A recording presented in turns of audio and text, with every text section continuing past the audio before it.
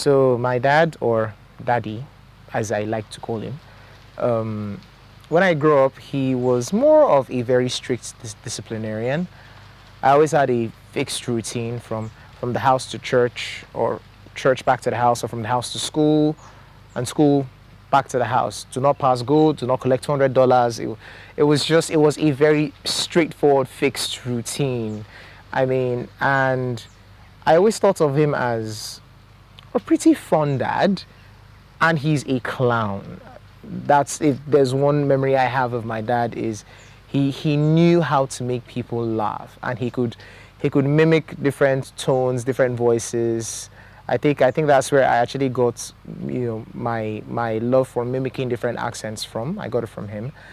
And I was always worried when he would ask me a question that I couldn't confidently answer, like when he would ask me what the time was, and I could only tell the time, this is 2 o'clock, it's 3 o'clock. And one time it was, I think, 2:15, and he said, "What's the time now?" And I looked at the clock and I couldn't say a word. And well, of course, we all know what follows. So I would say my dad taught me the value of hard work. He would always remind me that hard work doesn't kill. He was pretty keen on education. He always wanted his children to have the very best of education. And well, in primary school, I didn't do so well. I will not lie to you. Primary 3, out of a class of 40, I was 37th. My dad said nothing. Second term, out of a class of 40, I was 38th. He then called me and he said, "Would you like to go back to the village?" I said, "Yes, of course." He said, "Would you like to stay there for at least 2 years?" I said, And then the following term, I did a bit better, and I think I was 23rd in a class of 40. And then the following term, I was in primary 4. Yay, I got promoted. And first term out of a class of 40, I took 37th again. This time my father called me, and he said, "My son," called me by all the names that he had named me by. And he said, "Would you like to go to a shop and probably serve as an apprentice?" And that was the last time I ever came below top 20, below bottom 20. From that point, it was 6th, 5th, 4th. It just kept going on and on. So I think it motivated me at some point. I left the house at the time to actually live with my uncle, and I worked in his cyber cafe and I helped manage it. And I remember most of these times, I had more longer conversations with my mom.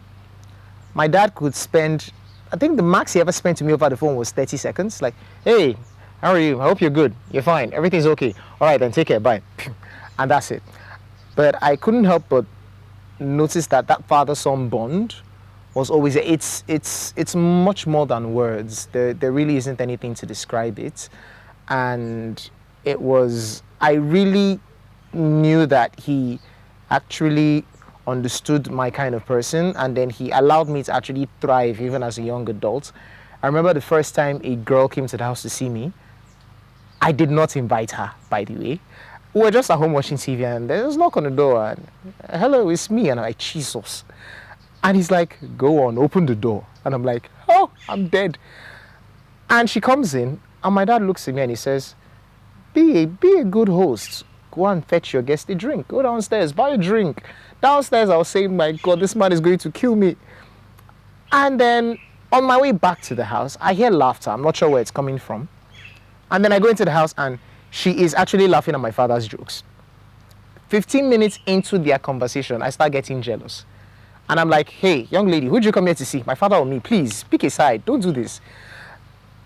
It was then I actually understood that after some point, he had accorded me some sort of responsibility, and he trusted me to make certain decisions and all that.